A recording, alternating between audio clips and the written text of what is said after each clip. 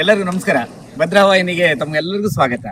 ಈ ದಿನ 5 ದಿನ ಪ್ರವಾಸ ಮಾಡ್ತಾ ಇದೀವಿ. ಕನ್ಯಾಕುಮಾರಿ, ರಾಮೇಶ್ವರ, ಮಧುರೆ, ತಿರುವನಂತಪುರ. ಇದು ಹೇಗಿರುತ್ತೆ ಅಂತೇಳಿ ನಾನು ಬಂದ ನಂತರ ತಮ್ಗೆ ವಿವರಣೆಯಾಗಿ ತಿಳಿಸ್ತೀನಿ. ಯಾತ್ರೆಗೆ ಹೊರಟಿರುವಂತ ನಮ್ಮ ಜೊತೆಯಲ್ಲಿ ಟ್ರೈನಲ್ಲಿ ಬರ್ತಿದ್ದಾರೆ. ಟ್ರೈನು ಸಹ ಬೀರೂರಿಗೆ ತಲುಪಿದೆ. ಈಗ ಬರ್ತಾ ಇದೆ ನೋಡಿ, ಇದೇ ಟ್ರೈನು. ಈಗ ಟ್ರೈನಲ್ಲಿ ಹತ್ತಿದ ನಂತರ ಎಲ್ಲ ಹೇಳ್ತೀನಿ ವಿಚಾರಗಳು ಹೇಗಿದೆ ಮ್ಯಾನೇಜ್ಮೆಂಟ್. ಕನ್ಯಾಕುಮಾರಿ ರೈಲ್ವೆ ಸ್ಟೇಷನ್ ನಾವು ಬಂದ ನಂತರ ಇಲ್ಲಿ ಕನ್ಯಾಕುಮಾರಿಯಲ್ಲಿ ಇಳಿಸ್ಬಿಟ್ಟು ಇಲ್ಲಿಂದ ರೂಮಿಗೆ ಕರ್ಕೊಂಡು ಹೋಗ್ತಾರೆ. ಇದು ರೈಲ್ವೆ ಸ್ಟೇಷನ್. ರೈಲ್ವೆ ಸ್ಟೇಷನ್ಗೂ ಸಿಟಿಗೂ ತುಂಬ ನಿಯರ್. ಈಗ ಕನ್ಯಾಕುಮಾರಿ ತಲುಪಿದ್ದಾರೆ. ಎಲ್ಲರೂ ಬಂದು ಇಲ್ಲಿ ಇಟ್ಕೊಂಡಿದ್ದಾರೆ. ಈಗ ಅವ್ರವ್ರಿಗೆ ಲಾಡ್ಜಿನ ರೂಮ್ ತೋರಿಸ್ಬಿಟ್ಟು ಅವ್ರನ್ನ ಕರ್ಕೊಂಡು ಹೋಗ್ತಾರೆ. ಈಗ ದೇವಿ ಕನ್ಯಾಕುಮಾರಿ ಪ್ರಸಿದ್ಧ ಪ್ರತ್ಯಕ್ಷ ಮಾಹೇಶ್ವರಿ, ದೇವಿ ಕನ್ಯಾಕುಮಾರಿ.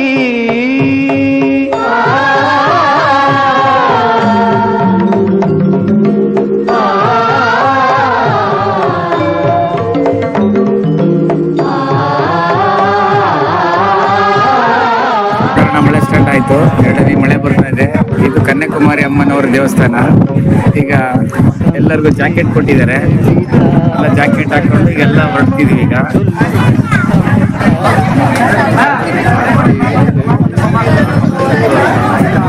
ಕವಿಗಳಾದಂಥ ತಿರುವಳ್ಳುವರವರ ಪ್ರತಿಭೆ ಇಲ್ಲಿದೆ.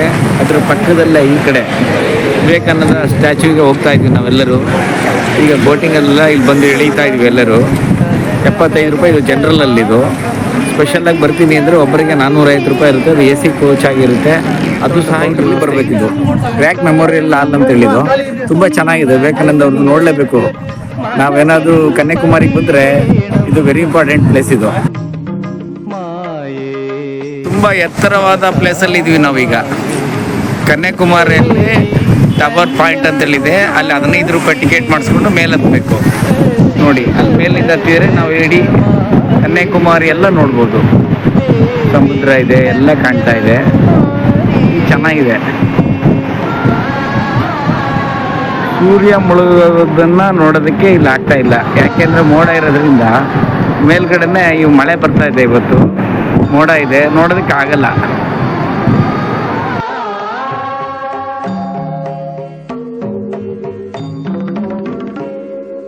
ശ്രീകോവിൽ നടയിൽ നിന്നൊരിക്കലും മാറാത്ത ശ്രീ വിവേകാനന്ദ.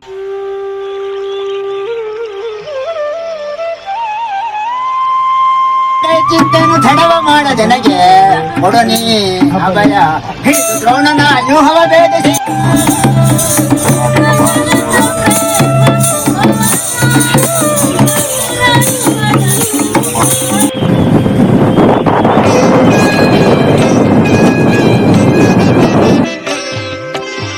ಏಳು ಕರುಣಾಸಾಗರ ದಶರಥ ರಾಮ, ಗುಡ್ಡದ ನೇರಲ ಕೆರೆಯ ಶಿವನಾಮಧಾಮ. 7 ಶಿವಶಂಕರ ಭಕ್ತರೆದೆಯ ಕಿಂಕರ, ಕಾಯಲು ಏಳಯ್ಯ ಈ ನಿನ್ನ ಭಕ್ತರ. ಸುಪ್ರಭಾತವು ನಿನಗೆ ದಶರಥ ರಾಮ, ಸುಪ್ರಭಾತ. ಇದು ಮಧುರೆ ಮೀನಾಕ್ಷಮ್ಮನವರ ದ್ವಾರ ಬಾಗಿಲಿದು.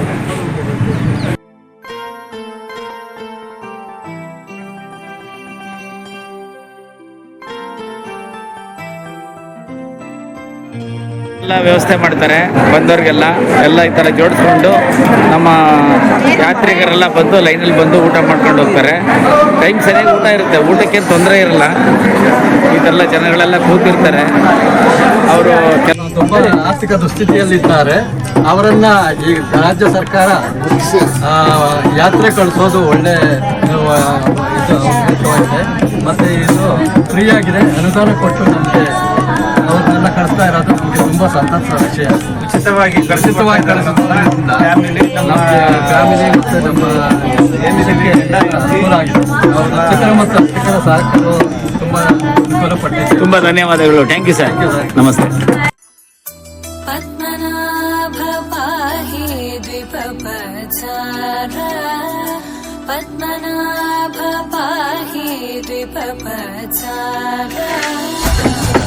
ಸರ್ಕಾರ ಮುಜರಾಯಿ ಇಲಾಖೆಯವರು ಅರ್ಚಕರಿಗೆ ಇಡೀ ರಾಜ್ಯದಲ್ಲಿ ಅರ್ಚಕರಿಗೆಲ್ಲ ಫ್ರೀಯಾಗಿ ಯಾತ್ರೆ ಹೊರಡಿಸಿದೆ. ಈ ತಮ್ಮ ಅನಿಸಿಕೆ ಏನು ಹೇಳ್ತೀರಿ? ಯಾಕೆ ನಿಮಗೆ ಈ ಸರ್ಕಾರ ಅರ್ಚಕರಿಗೆ ಮಾತ್ರ ಫ್ರೀಯಾಗಿ ಕಳಿಸ್ತಾ ಇದ್ದಾರೆ? ಇದು ನಿಮಗೆ ಸಂತೋಷ ಆಗಿದೆಯಾ? ಇದ್ರ ಬಗ್ಗೆ ಒಂದು ಸ್ವಲ್ಪ ವಿವರಣೆಯಾಗಿ ನಮ್ಮ ರಾಜ್ಯದ ಜನಗಳಿಗೆ ತಿಳಿಸಬೇಕು. ಗೋರ್ಗೊಂಡನಹಳ್ಳಿ ಆಂಜನೇಯ ಸ್ವಾಮಿ ದೇವಸ್ಥಾನದ ಅರ್ಚಕರು, ತುಮಕೂರು ಜಿಲ್ಲೆ, ತುಮಕೂರು ತಾಲೂಕಿನಿಂದ ಬಂದಿದ್ದೀವಿ. ನಾವು ತುಮಕೂರು ಜಿಲ್ಲಾ ಅರ್ಚಕರ ಸಂಘದಲ್ಲಿ ಕಾರ್ಯದರ್ಶಿಯಾಗಿ ಕೆಲಸ ಮಾಡ್ತಾ ಇದ್ದೀವಿ. ಹಾಗೆ ಅರ್ಚಕರ ಕುಂದುಕೊರತೆಗಳನ್ನು ಮತ್ತು ಅರ್ಚಕರ ಸಮಸ್ಯೆಯನ್ನು ನಿವಾರಿಸ್ತಾ ಇದ್ದೀವಿ. ಸರ್, ಏನು ಸರ್ ಚೀಲದಲ್ಲಿ ಇಟ್ಕೊಂಡು ಹಾವುಗಳು, ನಾನೇನೋ ಲಗೇಜ್ ಅನ್ಕೊಂಡೆ, ಆ ಕವರ್ನಲ್ಲಿ ಅಷ್ಟು ಹಾಕೊಂಡು ಹಾವುಗಳು ಹಾಕೊಂಡಿದ್ದೀರಿ. ಏನು ಸರ್ ಇದು ತಮ್ಮ ಧೈರ್ಯ? ಇದು ಹಾವು ಹಿಡಿಯೋದು ತಾವು ಯಾವಾಗ್ಲಿಂದ ಅಭ್ಯಾಸ ಮಾಡ್ಕೊಂಡ್ರಿ ಸರ್? ಹಾವು ಕಚ್ಚಲ್ವಾ ತಮಗೆ? ಏನು ಸರ್ ತಮ್ಮಲ್ಲಿ? ಅದು ನಮ್ಮ ಚಿಕ್ಕ ವಯಸ್ಸಲ್ಲಿ ನಮ್ಮೂರಲ್ಲಿ ಒಬ್ಬ ಹಾವಾಡಿಗ ಇದ್ದ. ಹಾಡುವಾಡಿಗ ಜೊತೆ ಒಳಗಡೆ ಹೋಗ್ತಾ ಇದ್ದೆ ನಾನು ಯಾವಾಗಲೂ. ಅವನು ಹಾವು ಹಿಡಿಯೋದು, ಹುತ್ತದಲ್ಲಿ ಕೈ ಹಾಕೋದು ಡೈರೆಕ್ಟು, ಹಾವು ಹಿಡಿಯೋದು ಎಲ್ಲ ರೂಢಿ ಮಾಡ್ಕೊಂಡಿದ್ದ ಅವನು ಹಾವು ಕಚ್ಚೆ ಸತ್ತೋದ. ಹಾಗಾಗಿ ಅವನ ಜೊತೆ ನಾನು ಇರ್ತಾ ಇದ್ದೆ. ಅವನಿಗೆ ಧೈರ್ಯ ನನಗೂ ಅದೇ ಥರ ಬಂತು. ನಾನು ಇವಾಗ ಹಾವೆಲ್ಲ ಹಿಡಿತೀನಿ, ಆದರೆ ಸಾಯಿಸಲ್ಲ, ಬಿಟ್ಬಿಡ್ತೀನಿ, ಕಾಡಿಗೆ ತೊಗೊಂಡು ಬಿಟ್ಬಿಡ್ತೀನಿ. ಸರ್ ನಮಸ್ಕಾರ ಸರ್. ರಾಜ್ಯ ಸರ್ಕಾರ ಇದು ದಕ್ಷಿಣ ಕಾಶಿ ಯಾತ್ರೆ ಒಂದು ಮುಗಿಸ್ಕೊಂಡ್ಬಂದ್ವಿ. ಈಗ ಮತ್ತೆ ಇದೆ ಭಾರತ್ ಗೌರವ ಯಾತ್ರೆಯಿಂದ ಕನ್ಯಾಕುಮಾರಿ, ರಾಮೇಶ್ವರ, ಮಧುರೈ, ತಿರುವನಂತಪುರಂ ದರ್ಶನ ಬಹಳ ಚೆನ್ನಾಗಿತ್ತು. ಮುಂದಿನ ದಿನಗಳಲ್ಲಿ ಏನಾದರೂ ಜ್ಯೋತಿರ್ಲಿಂಗ ಸಂದರ್ಶನ ಏನಾದರೂ ಇದೆಯಾ ಸರ್ ಯಾತ್ರಿಕರಿಗೆ? ಸರ್ ನಮಸ್ಕಾರ, ನನ್ನ ಹೆಸರು ಮೊಹಮ್ಮದ್ ರಫಿ ಅಂತ. ನಾನು ಟ್ರೈನ್ ಮ್ಯಾನೇಜರ್ ಆಗಿದ್ದೀನಿ, ಭಾರತ್ ಗೌರವ ಟ್ರೈನ್ ಮ್ಯಾನೇಜರ್ ಆಗಿ.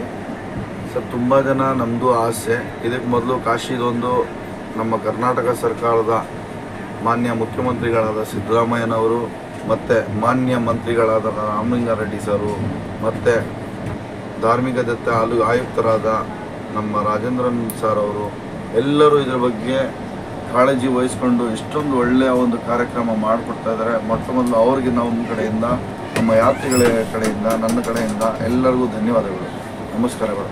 ಅದಾದಮೇಲೆ ನಮ್ಮ ನೋಡಿ, ಇಷ್ಟೊಂದು ಯಾವುದೇ ತೊಂದರೆ ಇದ್ರೂ ತಕ್ಷಣ ಸಹಕಾರ ಕೊಟ್ಟು ನಮ್ಮ ಜೊತೆ ಕೈ ಜೋಡಿಸಿ ಒಳ್ಳೆಯ ಒಂದು ಕೆಲಸ ಮಾಡಿಕೊಡ್ತಾ ಇದ್ದಾರೆ. ನಿಜವಾಗ್ಲೂ ಗ್ರೇಟು. ಬೇರೆ ಸ್ಟೇಟಲ್ಲಿ ಈ ಥರ ಮಾಡ್ತಾ ಇಲ್ಲ, ಅದು ನಾನೇ ನೋಡ್ತಾ ಇದ್ದೀನಿ. ಆದರೂ ಇಷ್ಟೊಂದು ಒಳ್ಳೆಯ ಒಂದು ಉದ್ದೇಶ ಇಟ್ಕೊಂಡು ಮಾಡಿಕೊಡ್ತಾ ಇದ್ದೀನಿ. ನಿಜವಾಗ್ಲೂ ಇದು ತುಂಬ ಗ್ರೇಟು.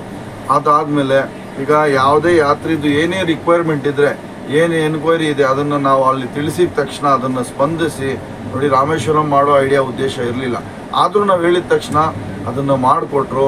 ಒಳ್ಳೆಯ ರೀತಿಯಲ್ಲಿ ನಡೀತಾ ಇದೆ.